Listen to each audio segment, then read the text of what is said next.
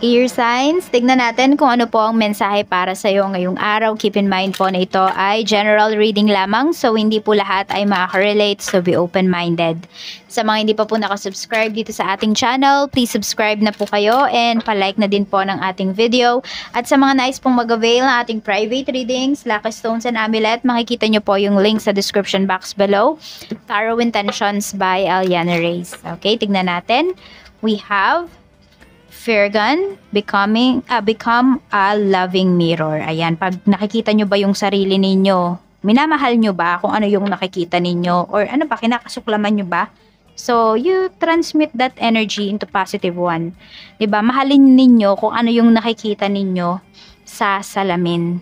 Diba? Be a good reflection. Okay? So, ayan. Diba? O tipong pag nakikita kayo ng ibang tao, gumagaan ba yung pakiramdam nila, ear signs? Tignan natin. Pero syempre, wag mo namang i-absorb yun. Kasi mamaya, yung mga nakakasalamuha mong mga tao, mga negatives, mga may negative energy yan or negative mind yan. So, medyo protektahan mo naman yung iyong sarili dito. Mosaic, let chance play its creative role in your life. Yan. So, meron dito, pwedeng masyado nyo nang kinokontrol yung life ninyo.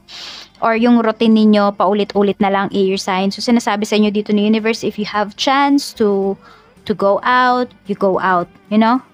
Parang wag nyong ikulong yung inyong sarili. Okay? Parang yung life kasi, di ba, wag nyo masyadong i-perfect. Ayan yung sinasabi sa inyo dito.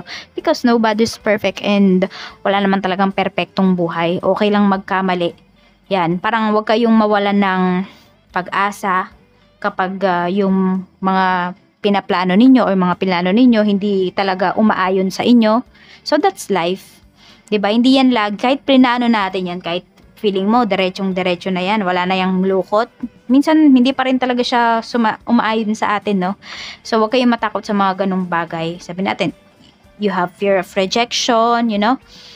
Sacrifice, what can you let go of? O yan, ano ba yung kaya nyong i-let go? Tinatanong kayo ni universe. Ano ba yung kaya ninyong pakawalan? Ano ba yung kaya ninyong i-sacrifice? Tignan natin. Pero wag na wag mong isa-sacrifice yung, ano, some of you, your freedom. Ayan. Minsan kasi dito, ear sign, sa pagiging mabait ninyo, yun yung nakakalimutan ninyo na okay, nawawalan ka na pala dito ng freedom, ng kalayaan. So, you try to balance things out and also, kapag kunwari magde-decision kayo, tignan nyo yung pros and cons.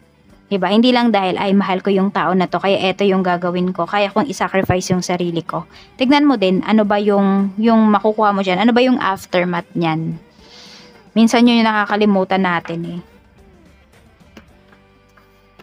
Meron tayo ditong organized for success. Ayan, so mas maayos yung paligid ninyo, ear signs, mas maaliwalas, mas maganda po yung flow ng inyong money. Kaya, ayan, kung magulo sa lugar ninyo, sa place ninyo, kunwari sa working table ninyo, ayusin nyo na po yan. Kasi mas dumadalo yung positive energy, mas dumadalo yung, maganda yung daloy pala, ano ba yung sinasabi ko? Daloy or yung flow ng iyong finances. Raise or promotion. So, ayan po. Meron ng mga bagay dito na, you know, plinano ninyo, pero iba pala yung tadhana ninyo. Iba pala yung pupuntahan po ninyo dito. So, ayan, pwedeng may promotion. Meron kayo ditong salary increase. Ngayon, ayan po. As for your needs to be met. Yun nga, maging ano kayo dito, maging direct kayo sa kung ano ba yung kailangan ninyo. Oo. Kailangan maging totoo po kayo or maging clear kayo sa mga tao na parang gusto nyong hingan ng tulong, ganyan, ear signs. Or pag may nanghihingi sa'yo ng tulong dito, you ask directly, ano ba yung kailangan mo? Ayan po. Pwede kasi na kayo naman yung magbibigay dito ng help eh. Hindi kayo yung tinutulungan. So, depende na lang yan sa sitwasyon po ninyo. Pero ayun, ang kailangan nyo lang talaga dito is maging direct po kayo. Minsan, yung mga kunwari, nagdadasal kayo, di ba, kay universe, kay God, or kung kanino man po kayo nagdarasal, sinasabi ninyo na sana tulungan kayo, ganito, ganyan, or tulungan kayo, etc.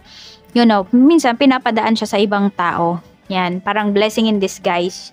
Okay? So, tignan natin kung ano pa yung mensahe. So, ayan, maging honest daw kayo, maging direct kayo sa mga gusto ninyong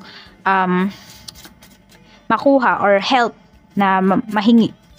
Check natin ano pa yung mensahe pagdating sa trabaho, Spirit Guide. Okay, we have 6 of Cups. Okay, yung iba sa inyo medyo matagal na kayo dito sa trabaho. Pwedeng 6 years yung iba po sa inyo. Or 6 years na lang, pwedeng 25 years na kayo dyan sa work. So, ngayon pa lang ba kayo magkakaroon ng promotion? Meron dito 6 years pa lang kayo nagtatrabaho. Pwedeng yung iba sa inyo, pangalawang company nyo na yan. So, ayan po. Mukhang ikukulong na kayo dito. Hindi na kayo maghahanap pa air signs ng ibang, ng ibang company, ganyan, ng ibang mapagtatrabahuhan. Kasi parang dito pa lang is mas magiging happy na po kayo. So kasi nga 'di ba may raise or promotion tayo na pinapakita dito. Ayan po. Tingnan natin pagdating naman sa iyong negosyo. We have 10 of Cups and Death Revert. Ayan. So marami din sa inyo. Happy kayo dito pagdating sa inyong negosyo. Ayan. Pinapakita sa inyo. Meron kayo ditong mga new ways para ma-improve pa yung inyong products, yung inyong services, and you will do it talaga. Sobrang ready talaga kayo dito na, na sumapo, no? Air signs ng mga big blessings pagdating dito sa inyong business. Ayan, the more you are happy, the more talaga na madaming blessings yung pumapasok sa life ninyo. Kapag kayo ay nasa mood talaga, air signs, nafe-feel nyo ba ang dami nyong mga clients? Pero pag kayo mismo yung tumatanggi, ayun, lumalayo din sa inyo yung grasya. So, tingnan natin. Pagdating sa pera, we have King of Wands. Ayan, napakaganda ng energy mo pagdating sa pera. Kasi, kailangan mo lang talagang umaksyon dito, air signs, pagdating sa iyong money. Meron ditong reunion na pinapakita or merong mga, community na makakatulong po sa'yo para mas mag-grow yung money mo. So, grab mo yung mga opportunities na to. Kung merong mga invitations dito para sa'yo, puntahan mo kasi makakatulong yun para makilala ka, para makabuo ka ng mga connections, ng mga networks, and magagamit mo yun kunwari sa business o kaya naman dito sa trabaho. Tignan po natin pagdating naman sa love life, kamusta? Sa love life, we have 8 of Wands. Ayan. Kamusta yung love life mo? 8 of Wands. So, may communication. More on communications yung pinapakita dito. Tignan natin para sa mga single. Para po sa mga single spirit guide, tignan natin. Meron tayo ditong photograph. Ayan. So, meron dito, could be someone from your past na magme-mensahe sa'yo. Ayan, nasa sa'yo naman, air signs kung i-entertain mo pa ba yung taong to or hindi na. Namimiss ka nito, actually. Siguro, yun yung bigla niyang sasabihin sa'yo. Parang out of nowhere, bigla na lang magme-message sa'yo yung taong to. Namimiss ka niya. Kailan kasi yung iba sa inyo, pwedeng it's either siya yung nakakamiss sa inyo or kayo naman wala na kayong paki dito sa taong to. At di mo nga alam kung ba't ba nagme-mensahe pa siya sa'yo. So parang hindi na kayo, some of you, hindi na kayo interested. Tignan natin para sa mga in a relationship, we have addiction. Okay, so kayo naman dito, gusto ninyong laging nakakausap yung person ninyo. So alam mo yon parang pag di mo siya nakakausap, air signs, nalulungkot yung iba sa inyo. Parang hindi buo yung araw ninyo. So, dumidepende na kayo dito sa person ninyo. Siguro pag hindi naman siya nakakapag-reply sa'yo, diba, hindi siya kagad nakakasagot. Busy lang, intindihin mo air signs. So, nagiging clingy yung iba sa inyo dito. Yun yung nangyayari. So, you control that emotions of yours. Kontrolin mo yung ginagawa mo na to. Kasi baka mamaya masakal mo na yung person mo. Air signs. Ayan. Tignan natin kung ano pa yung mensahe para naman po sa mga mag-asawa. We have clock. Ayan. So, meron dito parang round the clock. Hindi ko alam ano yun. Meron dito may binabantayan kayo. Yan. Pwedeng binabantayan mo yung person mo. O kaya naman pwede kasi na magkaiba. Yung iba sa inyo, malayo yata kayo sa isa't isa. So, pwedeng magkaiba po yung oras ninyo. So, yun. Pero nagbibigay pa rin kayo ng time talaga sa isa't isa. So, hindi nyo pinapawala yung inyong communication. Tignan natin ano pa yung mensahe, spirit guide. We have distance. Yes, yung iba nga sa inyo, malayo kayo sa isa't isa. Ayan. You and your partner may be physically or emotionally distant. So, pwedeng may tampuhan. Yung iba naman sa inyo dito, magkalayo lang talaga kayo physically ng person mo. So, nandun pa rin yung nagbabanding kayo. Kunwari, through VC, ganyan. Nagkakausap talaga kayo. Hindi nyo yun talaga, parang hindi lumilipas ba yung araw na hindi kayo nag-uusap. Blessings po, spirit guide. Ano po yung blessings natin for air signs?